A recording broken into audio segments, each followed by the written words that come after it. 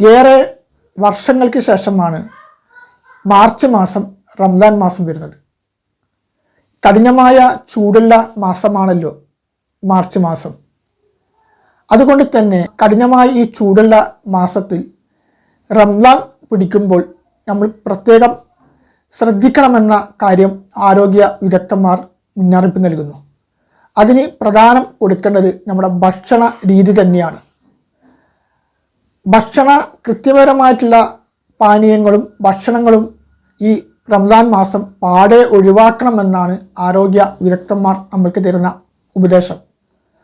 13-14 മണിക്കൂർ നേരം നമ്മൾ അന്യപാനീയങ്ങൾ മുഴുവനും വർദ്ധിച്ചുകൊണ്ട് നമ്മൾ നോമ്പ് മുറിക്കുന്ന സമയത്ത് പലപേരും ചെയ്യുന്നൊരു കാര്യമാണ് കൃത്യപരമായിട്ടുള്ള പാനീയങ്ങളും അതുപോലെ തന്നെ ലൈം, അതായത് നാരങ്ങ പൊഴിഞ്ഞിട്ടുള്ള ലൈം ജ്യൂസൊക്കെ കഴിക്കുന്നത്.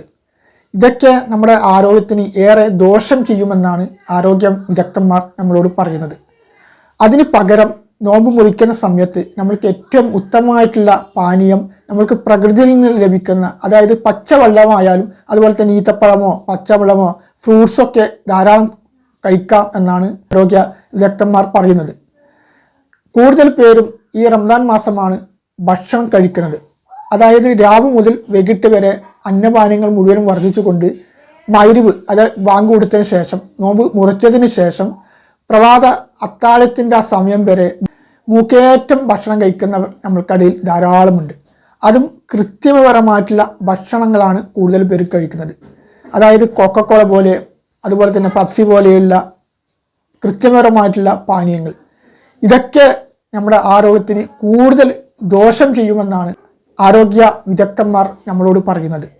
അതുകൊണ്ട് ആത്മസംസ്കരണത്തോടൊപ്പം തന്നെ നമ്മുടെ ആരോഗ്യ സംരക്ഷണം കൂടി മുൻനിർത്തിക്കൊണ്ടുള്ള ഭക്ഷണം കഴിക്കണമെന്നാണ് ഓരോ വിശ്വാസികളോടും ഈ അവസരത്തിൽ പറയാനുള്ളത്.